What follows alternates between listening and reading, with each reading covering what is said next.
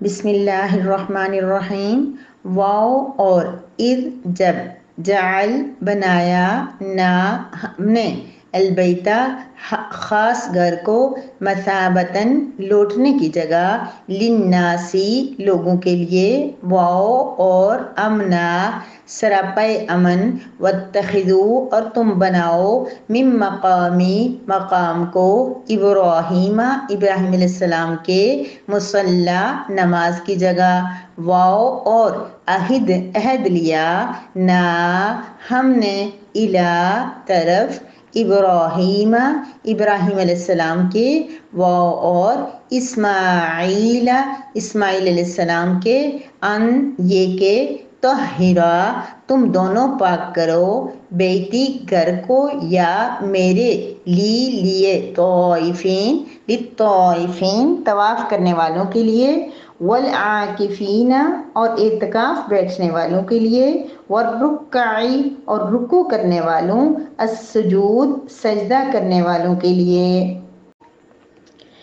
وَإِذْ جَعَلْنَا الْبَيْتَ مَثَابَةً لِلنَّاسِ وَأَمْنًا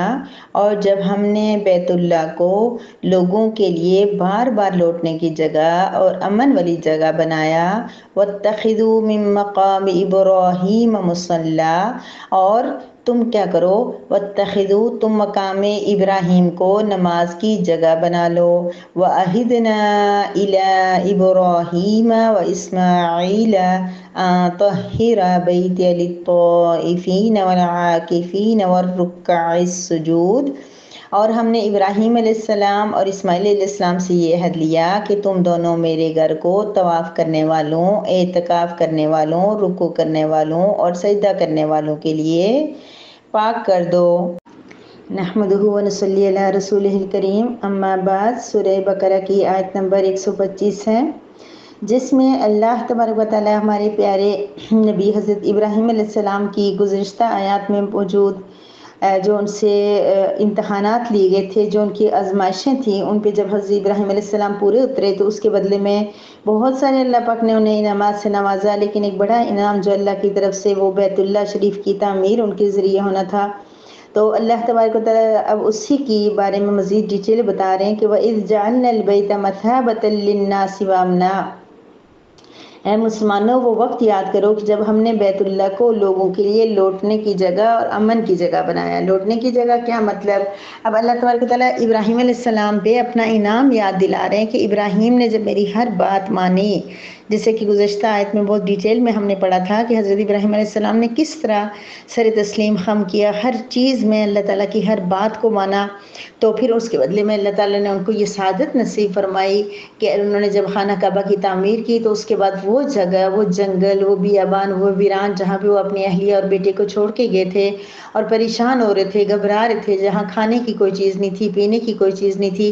آج وہاں پر جب بیت اللہ تعمیر ہو جاتا ہے تو وہ گھر ایسا بن گیا، مثابۃ للناس لوگوں کے بار بار لوٹنے کی جگہ، بار بار لوگوں کے لوٹنے کی جگہ۔ جو چلا جائے، جو نہیں گیا ہونا، وہ بہت تڑپ رکھتا ہے، اس کو شدید خواہش ہوتی ہے خانہ کعبہ کے دیدار کی، مسجد نبی میں جانے کی، حرم میں نماز پڑھنے کی، طواف کرنے کی۔ لیکن میری پیاری بہنوں، واقعی جو لوگ وہ جگہ دیکھ کے آ جاتے ہیں نا، ان کے اندر اور طرح کی تڑپ آ جاتی ہے، پھر ان کو جیسے جیسے کسی عزیز کی یاد آتی ہے نا، جیسے کوئی پیارا بچھڑ جاتا ہے نا، وہ کیفیت ہو جاتی ہے۔ پہلے تو ایک احترام ہوتی ہے، پیار ہوتا ہے، محبت ہوتی ہے، بندہ کہتا ہے کہ میں وہ جگہ دیکھ لوں، وہ متبرک جگہ ہے، وہاں پہ ثواب ہے، سب کچھ، لیکن دیکھنے کے بعد اس کو ایسے لگتا ہے کہ وہ میری کوئی چیز، جیسے کوئی بہت عزیز رشتہ دار جس سے ہم ملے ہوں، بہت عرصے سے ملے نہ ہوں، وہ بچھڑ گیا ہے۔ یہ کیفیت میں نے محسوس کی ہے کہ اب اس کے بعد یہ ہوتی ہے۔ تو وہ بات اللہ تعالیٰ فرما رہے ہیں کہ مثابۃ للناس لوگوں کے بار بار لوٹنے کی جگہ، یعنی تڑپ آ جاتی ہے لوگوں، جو چلے گئے وہ بھی بہت زیادہ رکھتے ہیں، لیکن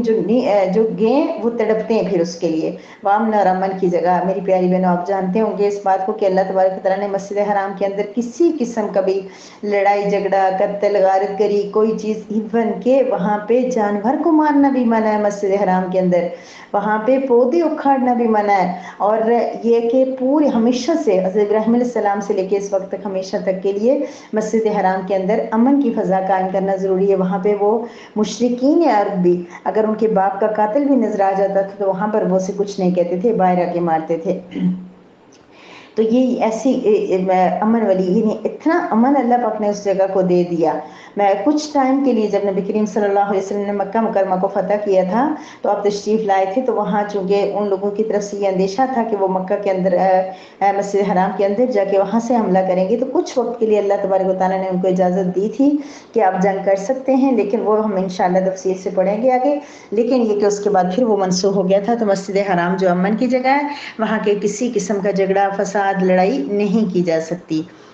وَاتَّخِذُوا مِن مَّقَامِ إِبْرَاهِيمَ مُصَلًّى، اور اللہ تبارک و تعالیٰ اب یہ فرما رہے ہیں کہ ہم نے ابراہیم علیہ السلام، تمہیں یہ آرڈر ہے کہ تم جو طواف کرتے ہو، طواف کرنے والوں کے لیے یہ حکم ہے کہ جب وہ طواف کے ساتھ پھرے مکمل کر لیتے ہیں تو اس کے بعد مقام ابراہیم کے پاس آ کر وہ 2 رکعت نفل نماز پڑھتے ہیں، اور اس کے نفلی طواف کہتے ہیں، نفلی طواف کہتے ہیں کہ وہاں پہ آ کے 2 رکعت نفل نماز پڑھنی ہوتی ہے۔ لیکن یاد رکھیں کہ بعض اوقات رش بہت زیادہ ہوتا ہے، بعض اوقات کم ہوتا ہے، تو اگر رش بہت زیادہ ہو، بندے کو موقع نہ ملے، تو اس کا مطلب یہ نہیں کہ وہ صرف وہاں پر ابراہیم علیہ السلام کی جہاں پہ وہ قدموں کے نشانات ہیں اسی کے پاس آ کے پڑھے، حرم کے کسی جگہ بھی وہ 2 نفل پڑھ لے گا تو اس کے نفل ہو جائیں گے۔ البتہ یہ کہ فضیلت تو ہے زیادہ، ایک برکت بھی ہے کہ اس کے جتنا قریب ہو سکے جا کے نماز پڑھیں، تو اس مقام کو اللہ تبارک و تعالیٰ نے نماز پڑھنے کی جگہ بنا دیا، اسپیشل اس بات کے لیے کہ وہاں پر ابراہیم علیہ السلام نے، وہاں پہ ابراہیم علیہ السلام ایک پتھر پہ کھڑے تھے اور خانہ کعبہ کی تعمیر کر رہے تھے، اور حضرت اسماعیل علیہ السلام ان کو نیچے سے مٹی اور گارا وغیرہ پکڑا رہے تھے، اور ابراہیم علیہ السلام کی یہ جو پتھر ہے، یہ جنت سے آیا تھا حجر اسود کی طرح، اور اس پتھر کے اوپر آپ قدم مبارک رکھ کے جب تعمیر کر رہے تھے تو جو ہی دیوار اونچی ہوتی جاتی تو ان کے قدم مبارک بھی، وہ پتھر بھی جو ہے بڑا ہوتا جاتا، تو اسی وجہ سے ہو سکتا ہے، اسی طریقے کی وجہ سے ان کے قدموں کے نشانات تھے۔ کسی نے میرے ساتھ بات کرتے ہوئے یہ اعتراض کیا کہ کیسے ہو سکتا ہے کہ پتھر پہ ابھی تک جو ہے نا وہ نشان پڑا ہوا ہے، تو کیا تمام انبیاء نے اس قدر معجزات ہمیں دکھائے ہیں، ہم نے سنے ہیں، تو ان لوگوں نے تو سن کے مان لیے، تو وہ سارے معجزات بھی پھر نہیں ہو سکتے؟ یہ تو بالکل معمولی سا ایک معجزہ ہے کہ ابراہیم علیہ السلام نے وہاں قدم مبارک رکھے اور وہ پتھر کی جگہ جو وہ بالکل اس طرح ہو گئی کہ اس میں اس کا نشان پڑ گیا، اور آج تک وہ نشان موجود ہے۔ شاہ فضل کے دور میں پھر انہوں نے اس پتھر کو ایک شیشے کے اندر بند کر دیا تھا، اور خوبصورت وہ نشانی ہے، اور اس کے وہ جو چکر لگاتے ہیں وہ بھی وہیں سے سٹارٹ لیتے ہیں، اور وہیں پہ پہنچ کے چونکہ 7 چکر لگانے ہوتے ہیں تو وہ نشانی کے طور پہ بھی وہاں پہ رکھا ہوا ہے کہ یہاں سے سٹارٹ لیں اور پھر یہاں پہنچ کے ایک چکر مکمل ہو جاتا ہے۔ تو اللہ تبارک و تعالیٰ نے اس کو نماز کی جگہ بنا دیا۔ پھر فرمایا وَعَهِدْنَا إِلَىٰ إِبْرَاهِيمَ، ابراہیم علیہ السلام اور اسماعیل علیہ السلام نے جب خانہ کعبہ کی تعمیر کی تو اللہ پاک نے سب سے پہلا ان کو حکم کیا دیا کہ آپ اس گھر کو پاک رکھیں، اس گھر کو پاک کریں۔ تو گویا کہ ابراہیم اور اسماعیل علیہ السلام نے چھوٹا سا اس ٹائم بیت اللہ تھا، مسجد حرام بھی نہیں تھی، اس کے ارد گرد اتنی بڑی تھا تو مسجد کے حکم میں، لیکن اس ٹائم مسجد کی تعمیر تو نہیں ہوئی تھی جس طرح آج ہم مسجد حرام کو دیکھتے ہیں ماشاءاللہ سے، کہ دیکھ کے بھی آنے کے بعد جب ویڈیوز وغیرہ میں نظر آتی ہے تو بندہ حیران ہوتا ہے کہ کس قدر بڑی اور پیاری ہے۔ تو اس وقت تو ایسا نہیں تھا، یعنی مسجد حرام کا ایریا تو تھا لیکن مسجد حرام تو نہیں تعمیر تھی اتنی بڑی کہ جس کی اتنا، لیکن اللہ تعالیٰ نے اس چھوٹا سا خانہ کعبہ تھا اس کے لیے بھی ان کو حکم دیا کہ اس کو پاک صاف رکھیں، وہ تو اتنا مشکل نہیں تھا۔ تو اللہ تعالیٰ کیوں یہ بات کہہ رہے ہیں؟ اس لیے کہ اللہ پاک مجھے اور آپ کو، اور آج جو اتنی بڑی مسجد حرام تعمیر ہو گئی ہے اس کی پاکی کا بھی حکم دے رہے ہیں کہ جب ابراہیم اور اسماعیل کو یہ کہہ دیا کہ تم اللہ کے اس پیارے گھر کو پاک صاف رکھو، تو گویا کہ قیامت تک کے انسانوں کو کہہ دیا کہ جب تمہارے ہاتھ میں اس کی صفائی آئے گی، اس کی دیکھ بھال آئے گی، بے شک سعودی عرب والوں کی حکومت کے بہت زیادہ ہے، مہنگائی، ویزا، ہر چیز انہوں نے مشکل کر دی ہے، اور ابھی وہاں پہ بہت سارے جو ہے نا دینی اسلام سے بہت زیادہ ایسی غلط چیزیں بھی آ رہی ہیں، بے حیائی وغیرہ کے بارے میں بہت زیادہ سننے میں آ رہی ہیں، پورا جو باقی ملک ہے اس کے اندر چیزیں آ رہی ہیں۔ لیکن جو بات ہے کہ بیت اللہ کے اندر اور مسجد نبی کی جو زیب و زینت، صفائی، انتظام، وہاں ہم سب کا جو پردیسیوں کا جانا، اپنے اتنے پیاری پیاری جگہوں کو دیکھنا اور وہاں پہ عبادات کرنا، اس سب کے لیے جو سعودی عرب کا انتظام ہے نا، حکومت سعودیہ کا انتظام قابل تحسین ہے۔ حیرانگی ہوتی ہے وہاں کے واش روم دیکھ کے، وہاں کے سیڑھیوں کا نظام دیکھ کے، صفائی دیکھ کے، اور وہاں پہ پانی کا انتظام دیکھ کے، اور ہر چیز دیکھ کے بندہ حیران ہوتا ہے کہ کس قدر منظم طریقے سے ان لوگوں نے اس چیز کا اہتمام دیا۔ اللہ تبارک و تعالیٰ ان سے، یا جو لوگ کام کرتے ہوں گے وہ اللہ کے قریب ہوں گے انشاءاللہ، تبھی تو اللہ تعالیٰ ان سے اتنا کام لے رہے ہیں۔ تو یعنی کہ کسی کے بھی کوئی بھی متولی بن گیا، کوئی بھی وارث بن گیا، کسی کے ذمہ بھی دیکھ بھال آ گئی تو اس کا کام کیا ہے کہ اس مسجد حرام کو یہ بیت اللہ شریف کو پاک اور صاف رکھے۔ کس کے لیے تو گویا کہ اس کا مقصد کیا ہے اس کی تعمیر کا؟ وہاں کیا کرنا ہے؟ طواف کرنا ہے۔ پہلی عبادت کیا ہے؟ طواف کرنا ہے، چکر لگانا ہے، 7 چکر لگانا ہے۔ خوش قسمت لوگ ہیں جو وہاں پہ 7 چکر لگاتے ہیں۔ پھر والعاکفین اور اعتکاف کرنے والوں کے لیے گویا کہ رمضان المبارک کے مقدس مہینے میں وہاں جانا اور وہاں پہ اعتکاف بیٹھنا یہ بہت بڑی سعادت ہے رکوع کرنے والوں اور سجدہ کرنے والوں کے لیے۔ اللہ رب العزت سے دعا ہے کہ میری ہر وہ بہن جو مجھے سن رہی ہے اور میں خود، اللہ رب العزت ہمیں خانہ کعبہ کی زیارت کروائے، ہمیں بار بار وہاں پہ لے کے جائے، اللہ پاک ہمیں حج کی سعادت نصیب فرمائے۔ لیکن اس آیت کی روح سے ہم رب تعالیٰ سے یہ سوال کرتے ہیں کہ یا اللہ ہمیں رمضان شریف کے آخری عشرے میں اور اعتکاف، دنیا کی مصروفیات میں اعتکاف کرنے کا موقع نہیں ملا، یا اللہ تو ہمیں مسجد حرام کے اندر اعتکاف بیٹھنے کی سعادت نصیب فرما، یا پھر بلانا ہے تو حج کے موقع پہ بلا کے وہ سارے احکامات اور وہ ساری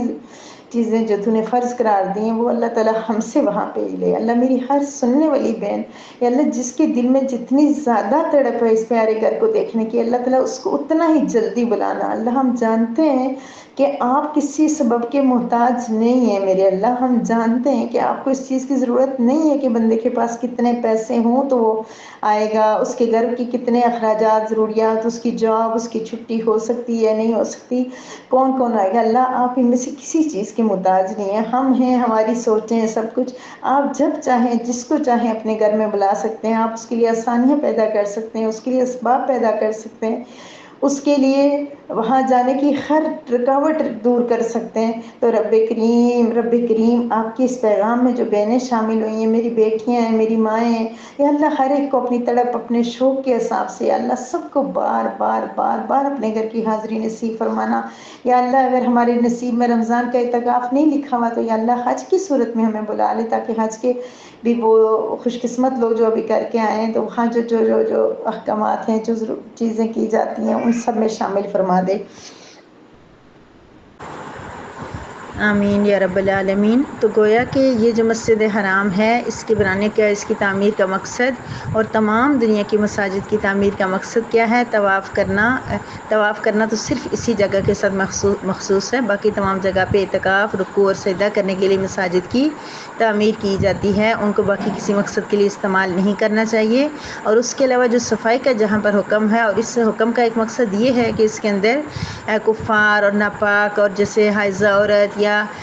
جو دین سے دور ہوں یا کسی بھی طرح سے ناپاکی گندگی لگی ہو تو وہ اس مسجد میں داخل نہیں ہو سکتے، مسجد حرام میں بھی اور تمام مساجد میں بھی۔ اور صفائی ستھرائی اور خیال رکھنے کا تمام مساجد کے بارے میں بھی یہی حکم ہے۔ ہمیں ہر قسم کی مسجد، ہم اپنے گھروں کا کتنا اہتمام کرتے ہیں، کتنی ہم صفائی کرتے ہیں، کتنا ہم خیال رکھتے ہیں، لیکن مساجد کا ہم ایسے نہیں کرتے۔ تو ہمیں مساجد کا بھی اسی طریقے سے صفائی کا خیال رکھنا چاہیے، اور پیار محبت سے جتنا ہو سکے ہمیں وہاں پہ مدارس اور ان چیزوں کو جہاں ہمیں موقع ملے ان کی صفائی کا، ان کی دیکھ بھال کا، تو اس کی اپنے لیے سعادت سمجھنا چاہیے۔ تو بہرحال آیت مبارکہ ہمیں یہ کہہ رہی ہے کہ ہم نے ابراہیم علیہ السلام کی طرح اگر اپنی لائف گزاری، اگر ابراہیم علیہ السلام کی طرح رب کی رضا کو اپنی رضا بنا لیا تو ہمیں بھی وہ مقام مل سکتا ہے کہ ہم دوسروں کے لیے صدقہ جاریہ بن جائے اپنے لیے، اور ہمیں جو ہے نا دوسرے ہمارے کہنے پہ عمل کرنے لگ جائیں اور ہمارے لیے بھی ثواب اور سعادت کا سبب بن جائے۔ لیکن اس کے لیے ضروری ہے کہ ابراہیم علیہ السلام جیسی قربانی کا جذبہ اور ابراہیم علیہ السلام جیسا احسار اور ان جیسی فرمانبرداری اور یا اس کا کچھ حصہ ہمارے اندر آ جائے تو انشاءاللہ ہم بھی ان پاک نیک لوگوں میں شامل ہو سکتے ہیں جن کا ہر کام ان کے لیے نجات کا ذریعہ بن جاتا ہے۔ وآخر دعوانا ان الحمد للہ رب العالمین۔